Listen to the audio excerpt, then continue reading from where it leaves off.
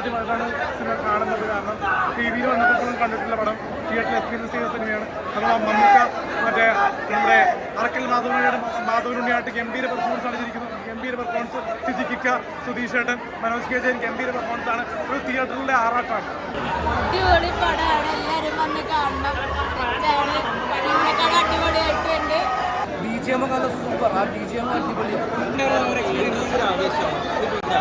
ഭയങ്കര ഇഷ്ടം. ഭയങ്കര ഞാനത് ഇറങ്ങിയ സമയത്ത് എനിക്ക് 3 വയസ്സേ ഉള്ളൂ.